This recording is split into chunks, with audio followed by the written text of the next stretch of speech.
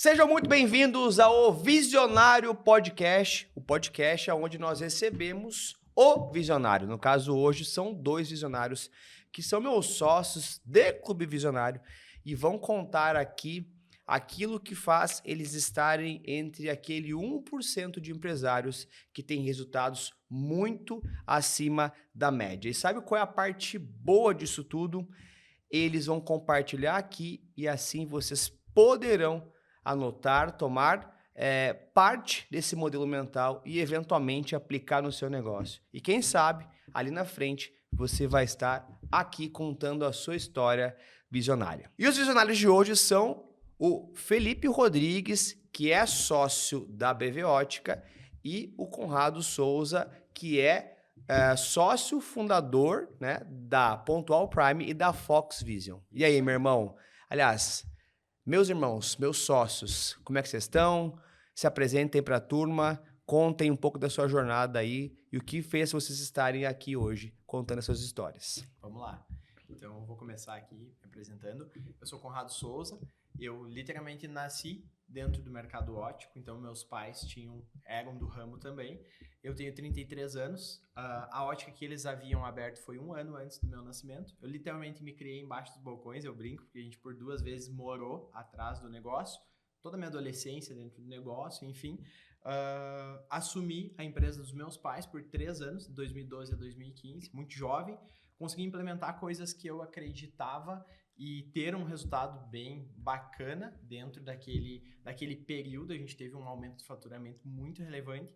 Em 2015, eu fundei a Pontual Prime, muito por entender dentro de um espectro de uma realidade, uma empresa familiar, onde eu tinha muita ambição, eu queria crescer, eu queria sair, e meu pai estava em outro momento de vida, então eu optei por a gente montar a Pontual Prime. Comecei num espaço de 24 metros quadrados, hoje a Pontual Prime é uma das maiores do estado também, tem 350 metros quadrados, é uma loja conceito, e há 2 anos nós fundamos a Fox Vision, que é um conceito para um público de um ticket um pouco menor, com um posicionamento diferente, com foco mais em óculos de grau. E há algum tempo eu venho também desenvolvendo, para ajudar outros donos de ótica, a mentoria para donos de óticas. Perfeito. Esse sou eu. Só isso, pouquinha coisa. E aí, Felipão, conta mais da sua jornada. Bom, em primeiro lugar, quero dizer que é uma honra estar com 2 monstros aqui do ramo, né? Pude acompanhar a live de vocês ali e aprendi demais. E eu também, como um Conrado, fui criado, na verdade, no meio, né, do laboratório óptico, da óptica, né? Então, minha família é do ramo, tios têm ótica, rede de óticas, então fui criado nesse meio. Mas eu acho que tu falaste isso também, né, Conrado? Não queria trabalhar. Passei ali a infância sonhando com outras coisas. Depois que a gente desiste de ser jogador de futebol, a gente pensa assim, em alguma outra coisa, né? E aí eu pensei que eu queria ter uma empresa. Queria ter um negócio. Mas passou o tempo, né? Enfim, e fui trabalhar em outro ramo imobiliário. Com 13 anos, na verdade a Bruna tinha 13 anos, eu a conheci. E a gente começou a namorar, né? Eu não vou falar a minha idade, quando eu tinha na época, mas eu era de menor ainda. Então, eu conheci ela... No limite, tava no limite. Tava no limite. Mas ela começou a trabalhar com a minha mãe na ótica, recebendo lá os clientes na porta da ótica, né? Fazendo aquilo ali, auxiliando ali no início da venda e tal. E ela se apaixonou pela profissão. E eu... Na verdade, fui criado no ramo, fui para outro lado, fui para o ramo imobiliário, e ela continuou na profissão desde os 13 anos até então. E aprendeu, se apaixonou, trabalhou em outras óticas no centro da cidade, né, de Novo Hamburgo, que nós somos também. E nesse período, ela aprendeu muito, se destacou onde ela estava. E eu sempre sonhando ter um negócio. Chegou num ponto que eu estava já saturado na empresa onde eu estava, né? E ela acabou saindo da ótica onde ela estava porque ela estava com um problema de saúde. E ela disse para mim, olha, eu vou ter que ficar um pouco em casa, vou ter que, né, me tratar, melhorar. E que tu segura as pontas em um tempo, aí depois a gente vê o que a gente faz. Eu ganhava um salário razoável na época. Continuei segurando as pontas. E depois de um tempo ela melhorou, se tratou, né? E ela resolveu começar a vender a domicílio. Porque tinha um outro conhecido que perguntava, tá trabalhando na ótica ainda, né? Vende óculos. E ela pensou assim, não, vou de repente... comprar umas armações aqui, né? Eu lembro que ela pediu orientação pro meu pai na época. bah, será que eu faço, será que eu não faço? E o meu pai deu uma força para ela, disse, não, vai lá, compra uma bandeja de armações lá, se tu não conseguir vender, eu arco aqui e tal. E eu falei para ela também, vai, tu sabe fazer muito bem isso. E ela começou a vender a domicílio na época. Começou a vender a domicílio. E foi saindo super bem, uma pessoa indicando, né, indicando para outra, assim. E ela foi cada vez tendo mais atendimentos. E eu percebi, opa, eu sempre quis ter um negócio, né? Quem sabe a oportunidade. Nisso eu estava saturado da imobiliária, eu pensei assim, vamos ver como é que vai ser. Eu comecei a ajudar ela nas questões financeiras, nas questões de gestão, assim, né? Um negócio muito pequeno, mas já tinha alguma demanda ali. E ela sempre foi muito voltada para vendas, né? E... O que é muito comum, né? Normalmente o empresário do varejo, né? Ou seja, o comerciante, ele tem uma primeira aptidão que é de marketing, né? Ou seja, quer se posicionar, quer relacionar com as pessoas e fazer vendas, né? E geralmente essa parte mais administrativa é algo que a pessoa ou aprende com o tempo, ou contrata alguém, ou não aprende e passa maus bocados, né? É verdade. Então, eu vi ali uma oportunidade de a gente juntar forças, porque ela tinha essa aptidão para vendas, e eu gostava, queria ter um negócio, gostava. Eu lembro que quando eu tinha 11, 12 anos, eu lia livro do Sebrae já, né? Para aprender a como administrar a empresa e tal, eu gostava muito. Então, eu pensei, é a oportunidade de a gente, de repente, juntar forças e fazer um negócio a sério, né? Então, eu saí da empresa onde eu trabalhava, eu comecei a ajudar ela, e questão de tempo, assim, a gente alugou uma sala comercial, na verdade. Até me lembrei porque eu vi a live também com o André, né? O André Del Page. Era mais ou menos aquele formato ali. Não era loja de rua. Não era loja de rua. Legal. A gente continuava atendendo a domicílio e recebia alguns clientes na sala comercial, por horário agendado e tal. Mas a gente começou a montar uma carteira de clientes ali, né? Durante algum tempo. A gente ficou 2 anos ali, pelo que eu me lembro, naquele endereço, na Pedro Adams, lá no centro de Novo Hamburgo.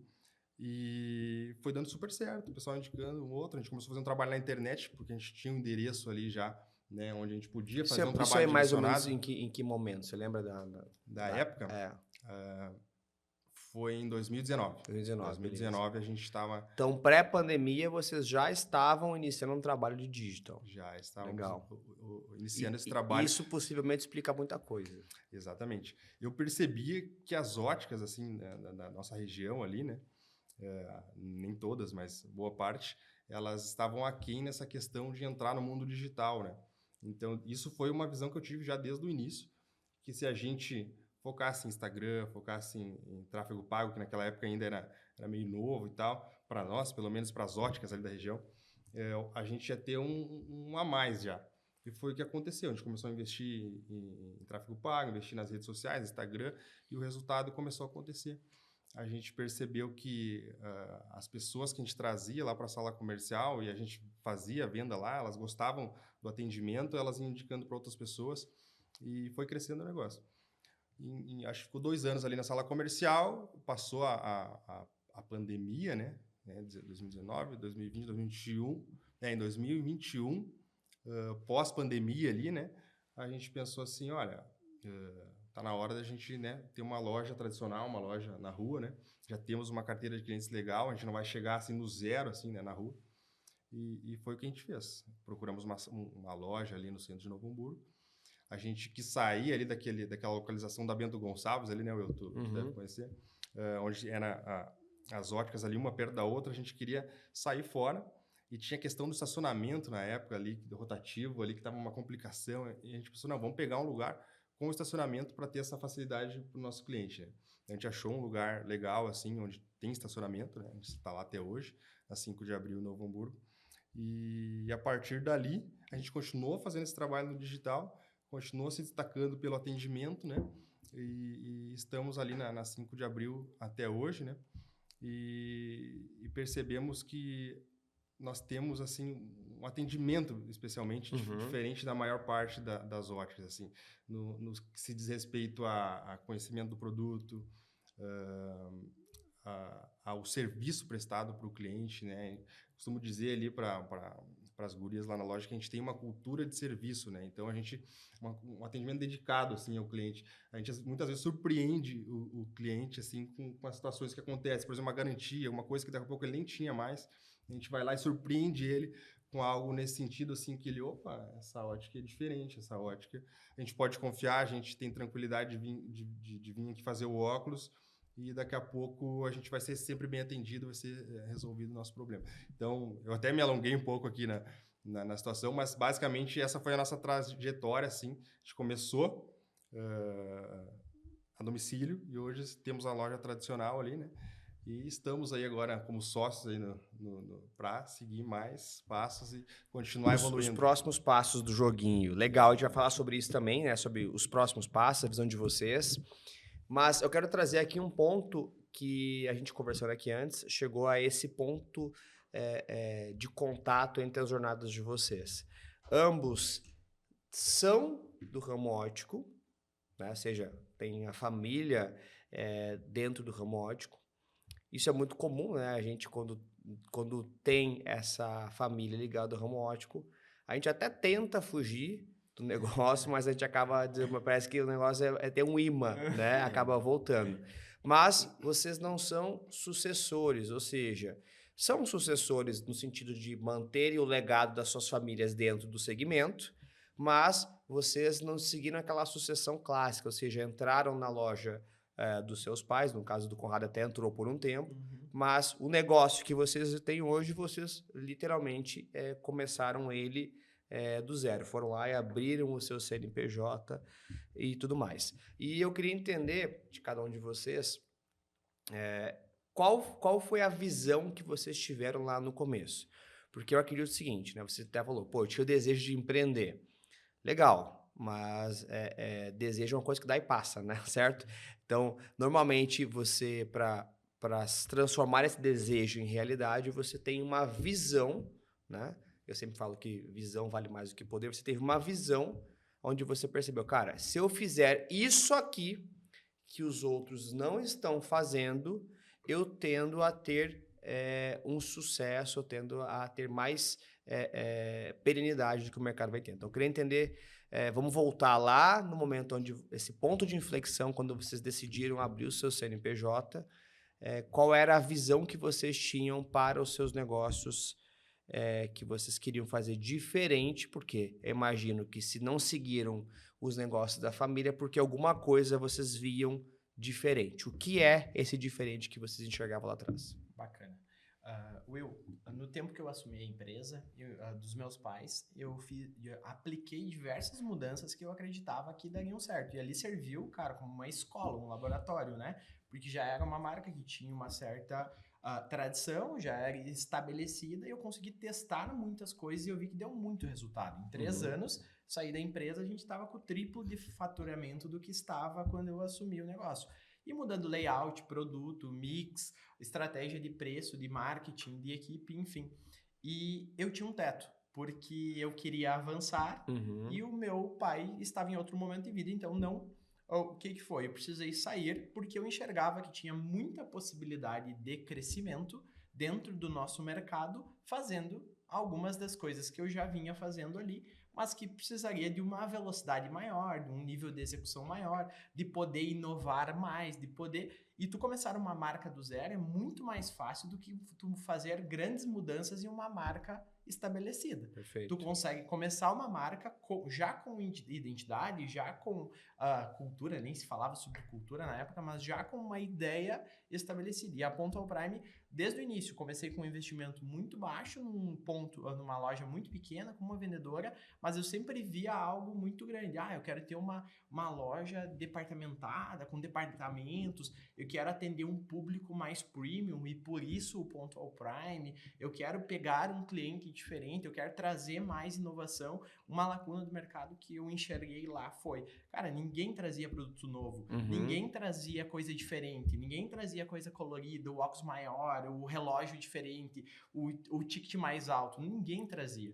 Todo mundo fazia mais do mesmo e reclamava que tinha resultado igual a todos os outros. Exato, e a gente começou... desde o início eu sempre comecei trazendo coisa mais tendência, coisa mais inovadora, já vindo pro digital, na época, com uma proporção totalmente diferente de hoje, mas já vindo pro digital, já fazendo uma vitrine diferente, uma campanha diferente, um atendimento mais bacana, e a gente conseguiu construir o nosso negócio muito em cima disso. Então, eu via que tinha esta oportunidade no mercado para atender um público mais premium, com produtos diferentes e uma tocada mais inovadora, mais jovem, uma roupagem assim. Cara, e isso é interessante porque, às vezes, eu tava te ouvindo aqui pensando, especialmente pelo seu final, um público mais jovem. E às vezes a gente acha que talvez os outros, né, os nossos pais, ou quem veio antes da gente, não tem a visão correta. Mas, na verdade, a gente quer trazer uma visão mais jovem, mais alinhada, porque a gente é mais jovem, mais alinhado. Na verdade, talvez lá no passado, dentro do que eles tinham à disposição, eles foram os inovadores. E quem sabe, em algum momento, se a gente seguir nessa linha, quem sabe nossos filhos ali na frente sejam as pessoas que vão dizer, porra, né, o meu pai é o cara que tá ultrapassado, né? Pô, olha só, o Will já é o cara, pô, o Conrado já é o Parou no tempo. Conrado parou no tempo, o Will parou no tempo, preciso mudar, preciso criar um negócio novo, porque a gente acha, acaba esquecendo que talvez na cabeça deles, aquilo que eles fizeram já foi uma grande inovação. E aí vem uma coisa que a gente já falou, acho que sobre isso, que é mudar aquilo que está dando certo. Porque uma coisa é você entrar num negócio como sucessor, aonde o negócio vai mal.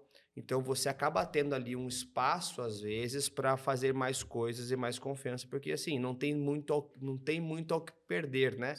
Agora, quando a família depende daquele negócio, o sustento da família vem naquele negócio, e aquele negócio, de uma certa forma, ele funciona, a margem que você vai ter para errar vai ser muito pequena. Né? Então, se você quer executar uma visão diferente como a sua, você possivelmente vai ter que ou abrir uma filial, né? Porque é um caminho que eu também vejo acontecer muito. Não, no seu caso, por exemplo, assim como eu, você quase teve uma ruptura, né? Você separou de fato, né? E depois, lá na frente, vieram... Até na época a gente teve um acordo que foi, a gente tava com muito conflito e eu não tinha o dinheiro inteiro eu tinha uma parte do dinheiro, não tinha inteiro, e meu pai disse, não, então vamos ser sócio. Eu disse, beleza, mas tu é investidor. Tu não vai ter participação na gestão. Foi o que a gente acordou naquele início da Pontual Prime. Daí, algum tempo atrás, eu comprei o restante da parte que ele ainda detinha da Pontual Prime, mas sempre como investidor. Então, por quê? Porque ele não queria que eu aplicasse todas aquelas ideias dentro do negócio, a gente estava com um conflito. Porque o negócio funcionava. Isso, exato. E isso que tu trouxe, de talvez ter sido inovador no momento deles, realmente, as pessoas falavam, teu pai é muito ligado, teu pai não sei o quê, teu pai é inovador, teu pai é diferente. Só que pro momento dele, como tu trouxe, a gente tem que entender que são momentos totalmente diferentes, né? Meu avô foi um cara que, do jeitão dele, meu avô era o cara do carnê, meu avô é o cara do carnaval, enfim, aquela coisa toda. Cara, meu avô foi um marqueteiro incrível. Todo mundo conhecia meu avô, então ele foi extremamente inovador, mas, cara, nos anos 70, nos anos 80, nos anos 90, mas a partir disso, o nosso negócio, que era um negócio já de 30 e poucos anos, virou um negócio decadente. Por quê? Porque você tocar um negócio em 2005, como se tocava na época que o Collor tocava o país, ou seja, sem ter o plano real, ou seja, um país totalmente fechado, né? O Brasil era fechado para o mundo, não recebia produtos importados, uma série de coisas. Agora, você tem que também mudar a sua gestão, e muitas vezes você não consegue fazer isso dentro da própria estrutura familiar. E você, Felipe, como foi a sua entrada? Porque, na verdade, foi de uma forma também diferente, porque tem muita ligação com a Bruna, que é a sua esposa e sua sócia, né? Então, na verdade, eu até ia brincar, quando você estava contando, você falou, ela se apaixonou pela ótica. Na verdade, eu ia dizer assim, ela se apaixonou pela ótica e você, como um bom marido desapaixonado, você seguiu a paixão dela. Exatamente, foi bem isso. Eu via nela muita vocação para isso, sabe? Muita vocação para isso. E a gente estava nessa época de internet, onde se faz muito lançamentos, né? E aí dizia assim, olha, tem o cara que é o lançador, né? Que eles falam, e o expert do ramo, né? Então, isso estava na minha mente. Eu pensei, pô, cara, eu gosto da gestão, gosto de estratégia, enfim, vamos juntar as forças. E deu super certo. Até na mentoria ali, na primeira conversa que nós tivemos, tu mesmo falaste para nós, vocês se complementam, né? Perfeito. Um complementa o outro e é justamente isso. E os nossos clientes, as pessoas que nos conhecem, falam a mesma coisa, né? Inclusive em relação a isso. Então, assim, foi muito natural, sabe? A gente entendeu isso logo no começo e hoje a gente tem na loja ali as nossas funções ali, né? Bem esclarecidas, isso é bem importante. Exercemos nós dois um papel de liderança. E assim, em relação ao que eu estava falando ali sobre a família, né? Sobre a gente decidir seguir um caminho sozinho, digamos assim, foi para nós algo bem tranquilo, assim. Eu acho que até a questão do Conrado teve ainda esse embate e tal, a gente já nem cogitou, desde o início, sabe?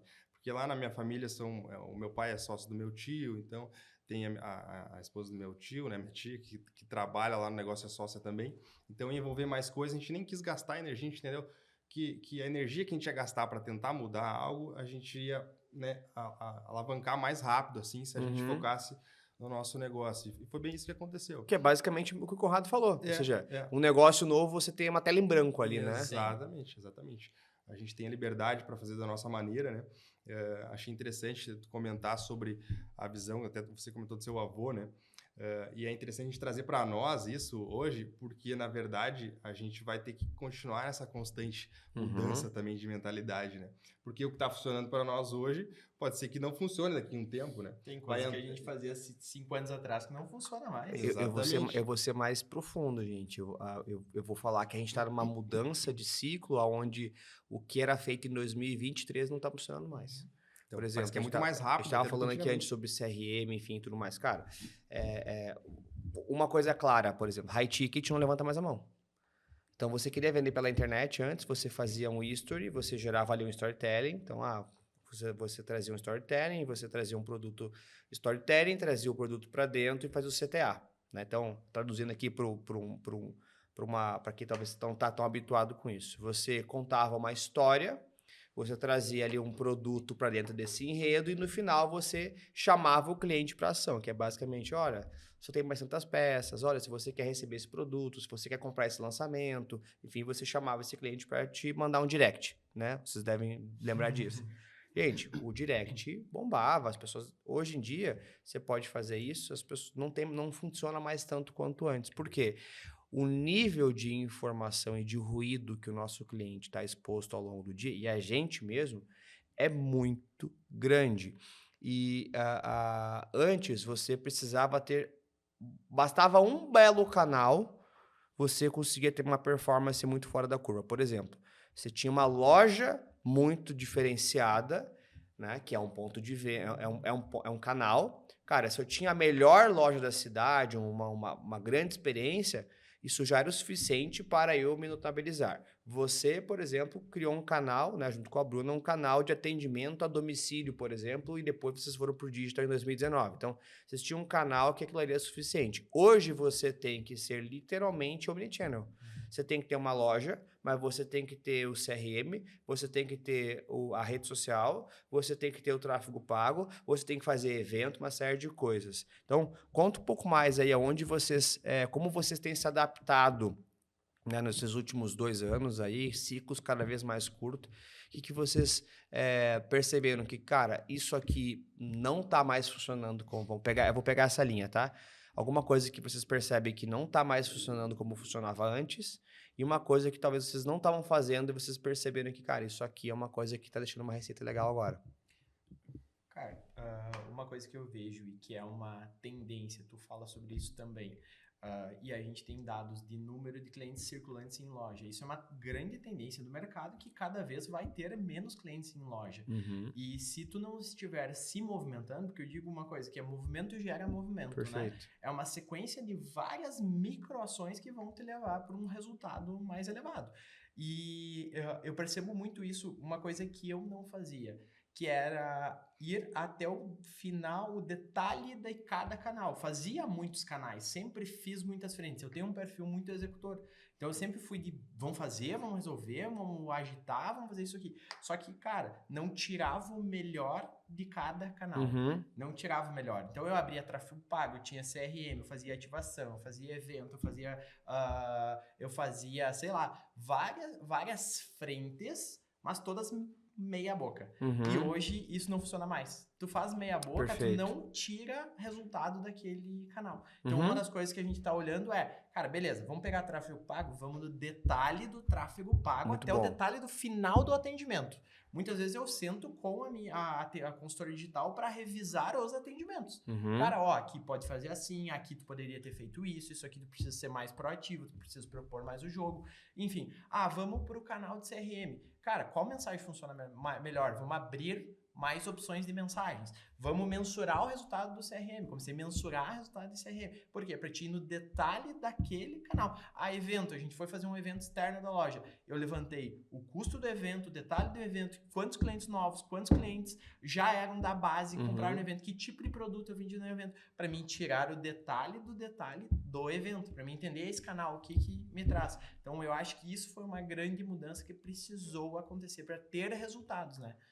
Não, cara, e muito boa essa sua análise, porque ela está muito alinhada com aquilo que eu venho trazendo isso muito pro clube e também trazendo para os meus times, que é um erro muito comum do empresário. Primeira coisa, percebi que a loja não está mais performando como antes. Então, cada vez o fluxo está menor. Aí ele busca uma bala de prata. Então agora eu vou fazer tráfego pago. Né? Eu, pelo menos, não sei se vocês, como dono de ótica, recebem, mas assim, o que eu recebo de tráfego pago de gestor ou gurus aí falando que investe aqui no tráfego pago, a minha ótica marca 30 consultas, minha ótica não sei o que. Os milagreiros da internet, né? Que você vai ver o resultado que eles têm nas óticas deles, né? Não está muito alinhado com aquilo que eles propõem, mas isso pode funcionar, e realmente o tráfego pago ele funciona, ele é um canal. Agora, o cara que acha hoje que ele vai ter uma bala de prata, meu amigo, isso é mal comparando, e com todo respeito, é a pessoa que joga no jogo do tigrinho, né? Que ela acha que ali ela vai fazer uma aposta, alguma coisa, e aquilo ali vai mudar o jogo. Quando, na verdade, a multicanalidade, você fazer vários esforços diferentes para clientes diferentes, para canais diferentes, é o que vai somando, ou seja, você quer faturar 100 mil, cara, a loja vai te dar um percentual, o CRM vai dar outro, cada um vai dar um pouquinho. Só que aí o maior erro que acontece nesse momento, e aí faz com que as pessoas às vezes desistam de algo de uma forma prematura, número 1, é fazer a Bangu, né, certo? Mas ainda até, beleza, ok, né, se você vai fazendo a Bangu, mas segue fazendo, ok, uma hora você vai ajustar. O problema é a pessoa que começa a fazer 10, 15 coisas ao mesmo tempo e aí diz, não deu certo. Tá, não deu certo o quê? Vamos ver. Não, pois é, na loja, a cada 10 pessoas que entram, 7 compram. No tráfego pago, tem que ter 100 mensagens para fazer uma venda. Deu errado. Não deu errado. É isso mesmo. Canais diferentes. São canais diferentes.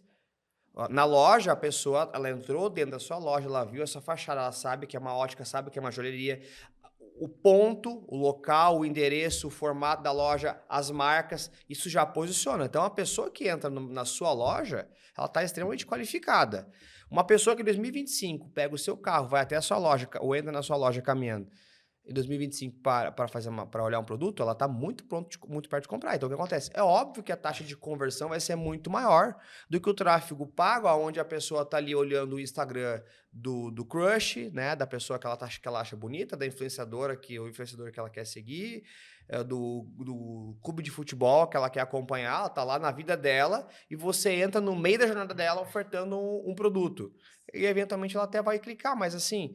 Disso para ser alguém qualificado ou com interesse real é muito distante. Então, obviamente que as métricas vão ser diferentes. E aí, o que acontece? As pessoas desistem de seguir estruturando canais justamente porque elas não têm o mesmo resultado da loja. É óbvio que não vai ter o mesmo resultado da loja.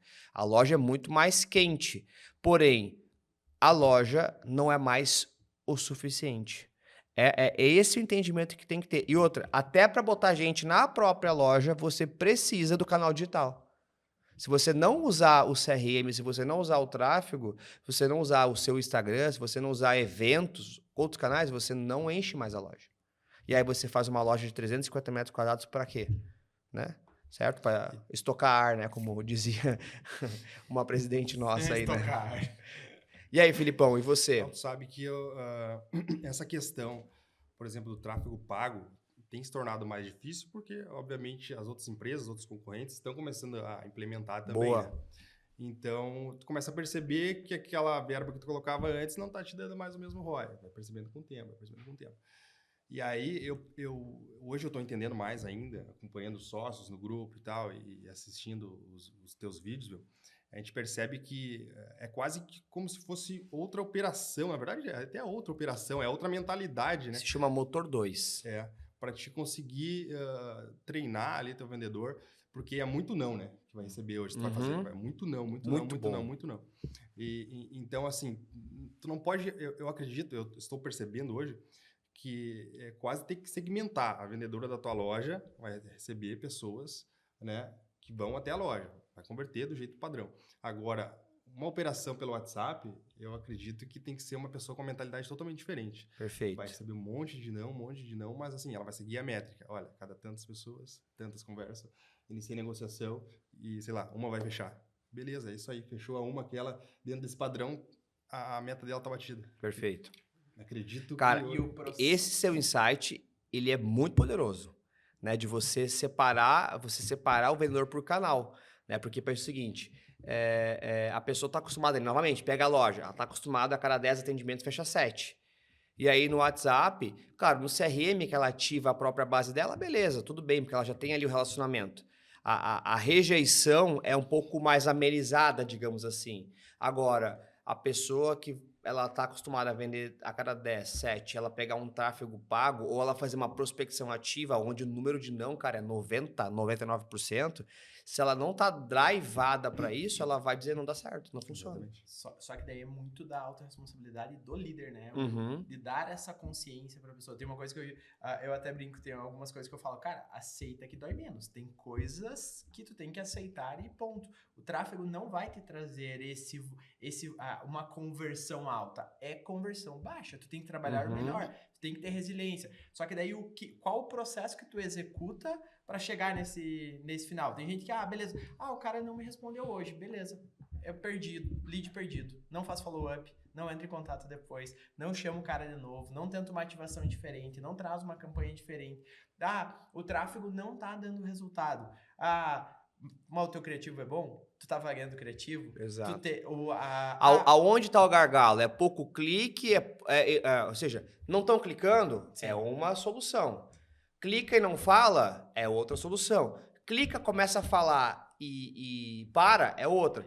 Clica, entra no preço e para? Ou seja, cada fase... etapas, né, exato. Que tu tem que avaliar. E daí eu vejo muito dono de ótica que espera milagre de um canal. Como tu falou, o cara chega assim, não tô vendendo esse mês, preciso começar a fazer tráfego pago. Nossa, não tá vindo. Esses dias um mentorado me disse, cara, não tô vendendo. Deus, me manda teus criativos, me manda os teus atendimentos.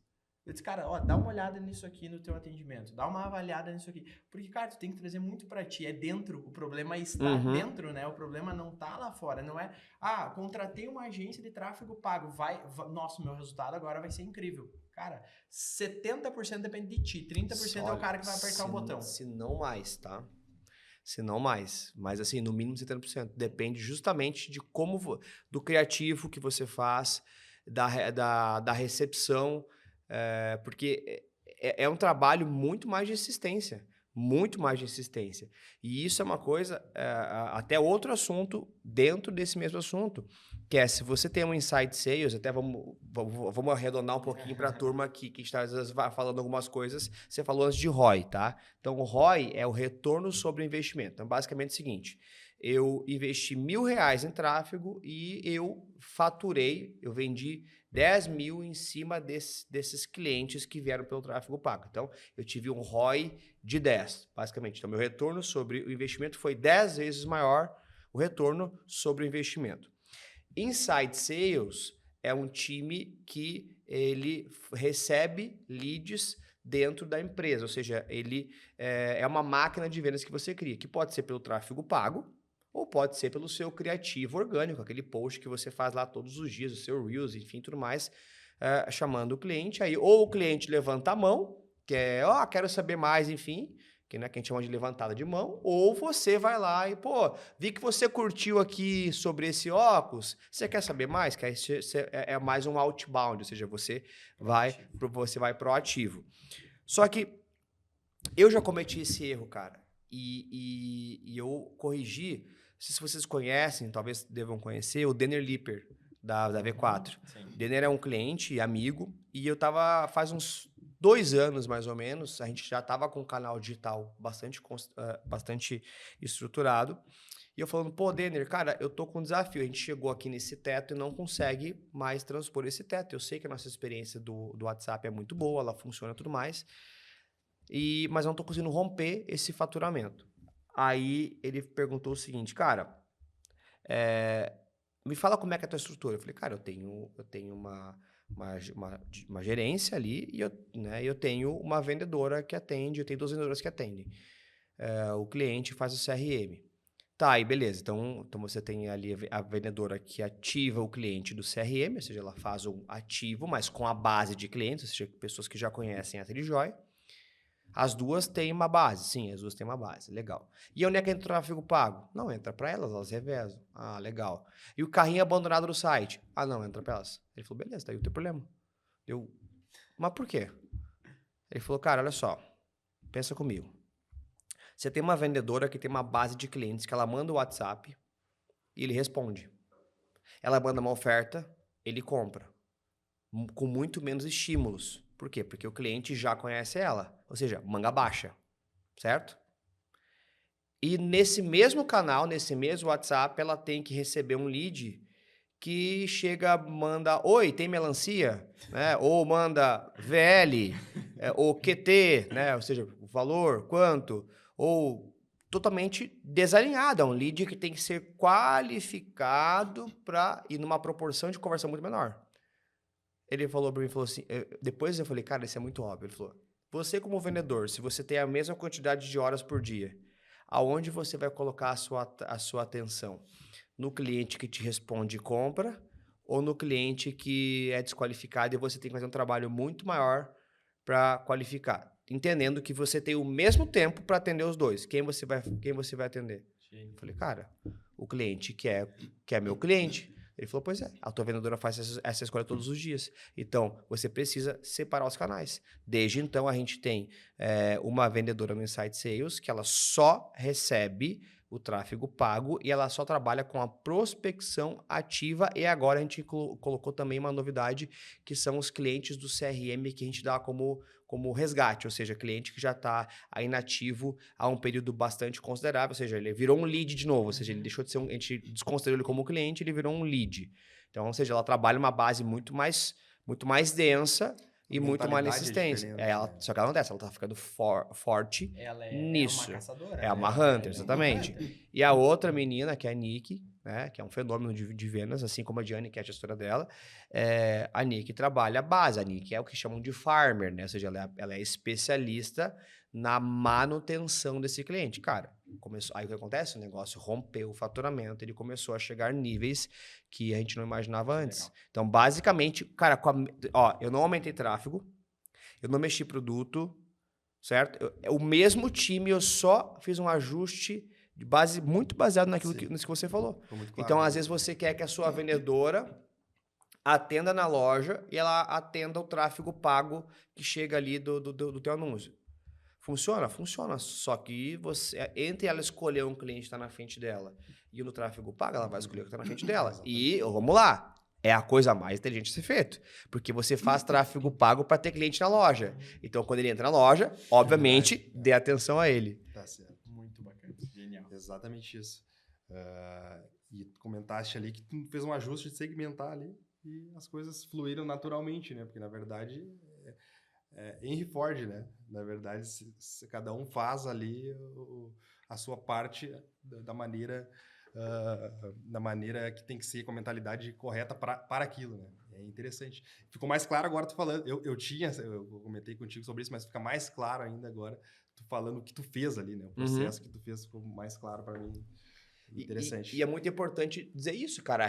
Olha só, a gente já era um case, né, de side sales, e mesmo assim, Tem ajuste. eu não tinha esse... Então, olha só, o resultado que eu não tinha estava no conhecimento que, cara, 2 anos atrás eu não tinha. E Você bastou... começava uma E, ligação, e aí que tá, bastou uma pessoa... Tu entende? Às vezes a gente pensa que precisa fazer uma coisa grandiosa. Cara, bastou uma pessoa, aí a importância dos mentores, dos conselhos, bastou uma pessoa com mais conhecimento do que eu. Ah, mas ele não tem... Aí é o que eu escuto às vezes. Ah, mas ele não tem o conhecimento em ótica. Ah, ele nunca teve uma ótica. Tá tudo bem, mas eu não quero saber sobre ótica. Eu quero saber como é que eu faço para vender mais, como é que eu faço para criar uma máquina de vendas.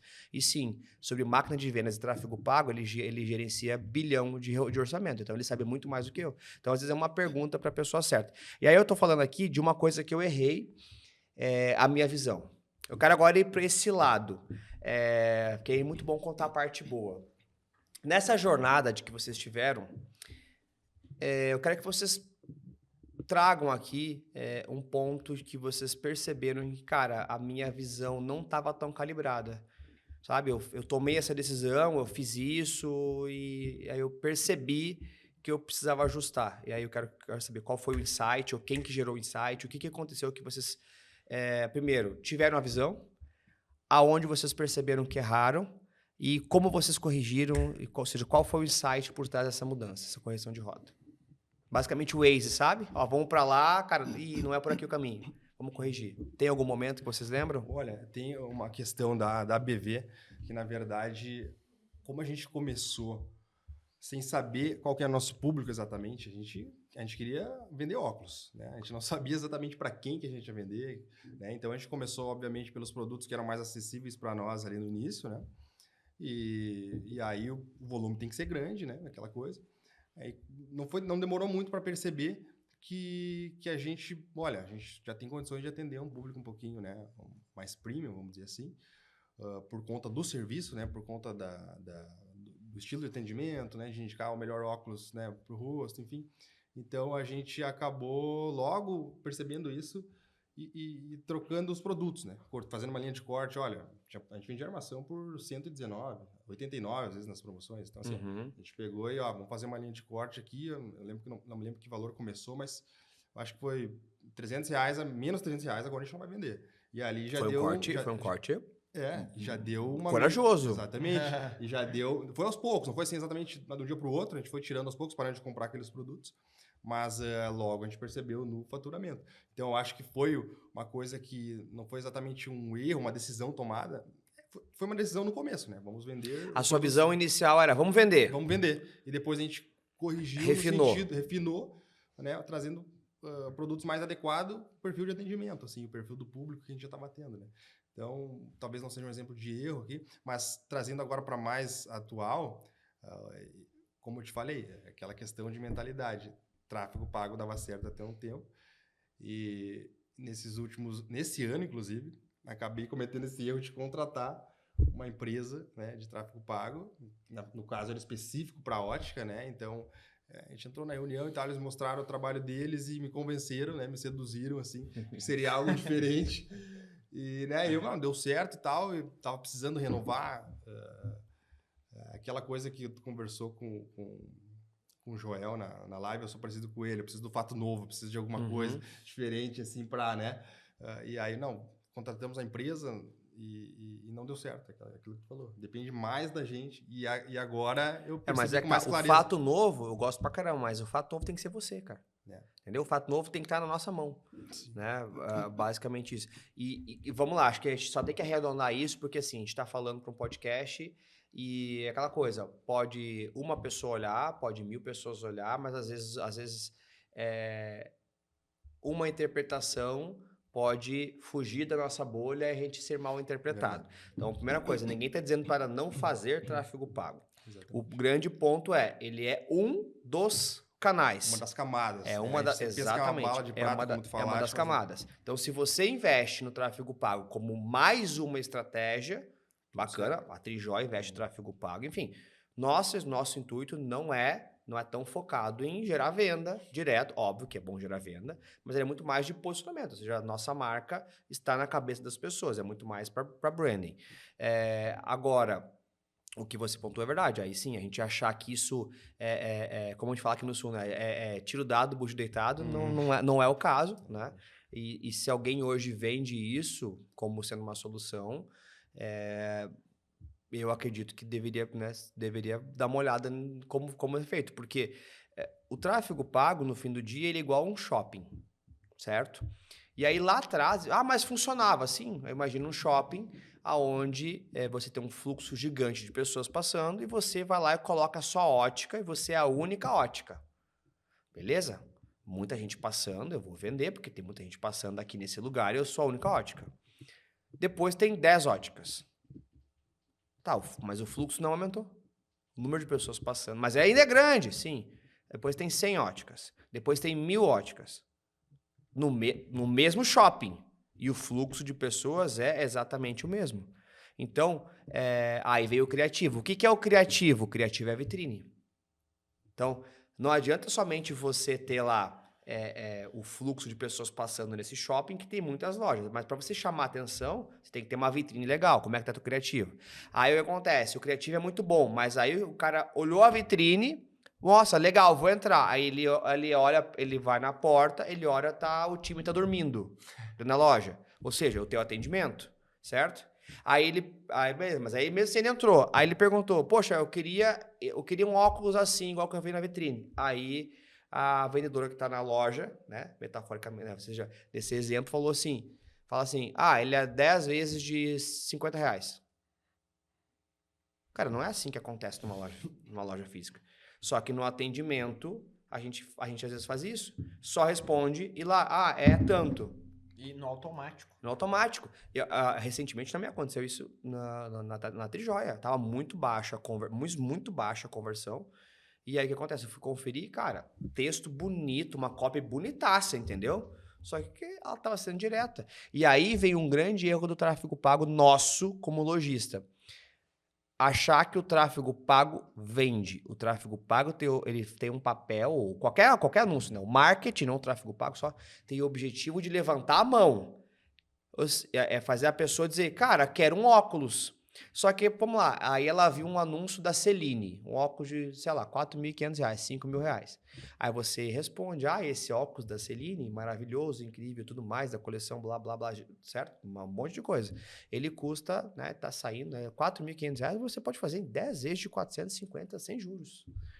Aí a pessoa que tá do outro lado pensa assim, moça, se fosse R$450, já era caro.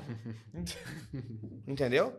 Porque a pessoa que clicou no anúncio, ela só viu um anúncio de um óculos, ela lembrou, cara, preciso de um óculos. Preciso de um óculos. Esse é bonito. Ela nem sabe o que é Celine, ela nem quer saber o que é Celine. Então, o que acontece? Aí o vendedor, que é bom, ele pergunta, legal, você viu o nosso anúncio? O que te chamou a atenção nele? Você gostou desse óculos aqui e tal? O que te chamou a atenção? Foi a marca? Foi o estilo? Ou você está buscando um óculos de sol? Olha que pergunta simples, que já muda completamente o rumo da conversa. Não, eu quero Celine, é a marca. Beleza, tá alinhada. Ela sabe que ela vai pagar 4 pau por um óculos. Sim. Não, eu achei bonito o modelo. Meu amigo. Aí tu tem o mesmo modelo, hoje em dia a gente sabe, né? Uhum. Tem o mesmo modelo de 200 até 20 mil. Então, basicamente, isso são coisas que ajustam. Mas você também, quero saber um momento que você teve que recalcular a sua rota, de alguma coisa que você percebeu que, cara, aqui acho que eu não mandei, a minha previsão era diferente, aconteceu outra coisa, eu tive que recalcular. Cara, tem alguns erros, eu fiquei tentando pensar em algum mais emblemático aqui, mas um dos eu trouxe antes, que eu sou extremamente executor e eu sou, cara, muito isso do fato novo. Sempre fujo de criar o processo, de estruturar o processo, de colocar aquilo para ter constância, para criar um fato novo.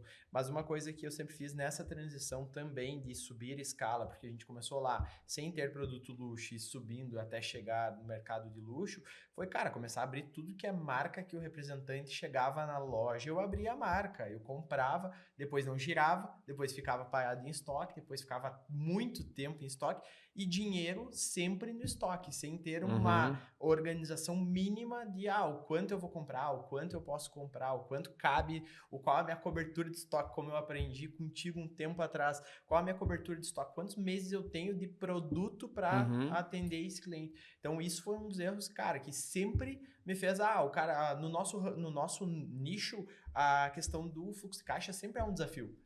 E quando tu tá com o estoque totalmente desalinhado, tu tá sempre com o fluxo de caixa apertado. No limite. Sempre no limite. Então, isso foi um erro que eu cometi mais de uma vez. Daí ajustei, daí fui lá, cometi de novo. Aí se emociona, né? Chegou dezembro, me emocionei. Comprar que nem um louco. Vou vender que nem um louco. Olha, quem nunca fez isso... Fica janeiro, fevereiro e março pagando boleto. Então, esse foi, eu acho que um dos erros mais desafiadores, assim, no sentido, na condução do negócio, que é emocionar na compra, sem ter um mínimo de noção de estoque. E daí eu comecei, de um bom tempo pra cá, diminuir compra, começar, não, beleza. Se pode comprar 30? Não, vamos comprar 20. Vamos testar a venda. E vai fazendo esse pequeno ajuste de redução. Não, trabalha com o produto aqui. Vamos botar novidade, pinçar algumas novidades e vamos trazer isso. Cara, a gente começou a ajustar muito mais isso do que antes, quando, não, vamos comprar tudo que eu gosto, eu compro e boto na loja. Todas as marcas que o cara aparece, que quando o caixa tá largo, né, a gente comete esse erro, né? E aí depois o caixa aperta. Isso. Só que aí ajustar na dor é muito mais complexo, né? Exatamente. E, cara, até trazendo um insight que eu tive também nos últimos tempos, essa dor é uma dor muito comum, né? Que eu tenho classificado como o estoque do ego, né? Enfim. E assim, Will, mas eu não sou egocêntrico. As pessoas confundem ego com arrogância. Né? A pessoa acha assim, a pessoa é egocêntrica, aquela pessoa que tá arrogante, que se acha melhor que os outros. Não, cara, todo mundo tem ego, primeira coisa. O que é ego? Às vezes você, cara, mas eu quero que minha loja seja bonita. Eu quero que minha loja tenha mais marcas que o concorrente. Cara, isso é ego. Não é uma coisa nociva. Se você souber dosar, igual remédio, né? Só que a gente fica nessa questão do número, porque a gente quer ter primeiro. A gente quer comprar o produto e quer ter primeiro que os outros e tudo mais. E às vezes acaba comprando uma volumetria desnecessária. E sabe o que eu aprendi nos últimos tempos? Isso aí, só essa aí vale esse papo aqui, pelo menos foi um aprendizado que eu tive. Para o cliente de luxo, é mais vantagem você ter 1 ou 2, 3 produtos novos. Produto, quando eu falo assim, é um mesmo, tá? Não é uma coleção. Sim. É 1, 2, 3 SKUs toda semana novo, do que você, durante 10 semanas, do que você colocar 30 peças diferentes numa tacada só. O cliente que é aquele do lançamento, o early adapter, ele gosta de novidade. Se a tua loja fica uma semana sem receber novidade, ele já começa a perceber que você está desatualizado, certo? Então, às vezes você... Até conversamos sobre isso, né? Você comprar o produto e juntar ele todo, e aí lançar aquela coleção e trabalhar ela, às vezes gera muito mais resultado do que você comprar uma série de coisas e ter aquela ânsia de colocar no balcão, de vender rápido e tudo mais, certo? No luxo, especificamente. No caso do volume, não. O volume realmente entra e sai, quanto mais gira, melhor. Meninos, foi um papo muito legal. Passou rápido aqui, na verdade. A gente até foi além daquilo que nós tínhamos combinado, porque realmente fluiu bastante muitas visões, primeiro, complementares, mas que não são antagônicos, ou seja, se complementam, geram valor para quem está ouvindo. E eu quero saber o seguinte, gostei, vi, eu quero saber mais sobre o Felipe, sobre a BV, eu quero saber mais sobre o Conrado, sobre a Pontual Prime, sobre a Fox Vision, aonde eu encontro vocês, quais são os seus arrobas, enfim, para que as pessoas que assistam possam também encontrá-los. Fala aí, Conrado, o teu primeiro. Vamos lá. O meu é @Conrado Souza, o meu pessoal. O das lojas é @Pontual Prime e @Fox Vision. Até você se enrolou, né? É que eu brinco com o Conrado que eu costumo chamar a Fox Vision de Foxconn. A Foxconn é uma grande empresa, mas não sei porquê. Mas eu tô falando, olha só, é uma grande empresa e ele tá crescendo 70% esse ano, então olha só. @BVOticNH. Nosso Arroba Instagram, BVOtica NH. NH. Ou o site bvótica.com.br também, tem nossos produtos lá E o seu? no site. Lipe Rodrigues 88. Arroba Lipe Rodrigues 88. Isso. Não quer ser achado no Não. Instagram, né? Não, sabe que isso é uma das coisas que eu estava preparado, inclusive, para te responder se tu me perguntasse qual é a minha criptonita. Rede social, Instagram. Mas é uma das coisas que... Então, exatamente. era. Até porque hoje foi teu primeiro podcast. Exatamente. Então, olha só, agora Importante. só aqui você vai ter já material para usar na sua rede social, olha verdade. só. Vamos começar, hoje. Já vai trocar o arroba. Exatamente. Muito obrigado. Esse arroba Muito aí, obrigado. esse arroba aí até ajudou você a conquistar a Bruna, mas não vai ajudar você a conquistar mais clientes, não adianta. Turma, muito obrigado pela presença e vamos arredondar aqui para a gente aterrissar o que a gente viu aqui hoje. 2 empresários visionários que são do ramo, nasceram no ramo, mas não são sucessores naquele formato clássico. Eles entenderam, viram uma oportunidade de fazer diferente, fizeram diferente, mas mesmo tendo sucesso, eles entenderam que tinham coisas para ajustar e acessaram novos conhecimentos, novas pessoas, novas ferramentas para mudar de nível, assim como um bom visionário. Eu espero que, de tudo que a gente ouviu aqui, você saia com pelo menos um insight. Melhor, uma decisão, porque só insight não gera resultado e quem sabe lá na frente você possa estar aqui contando a sua jornada como um visionário também. Até mais, até o próximo episódio.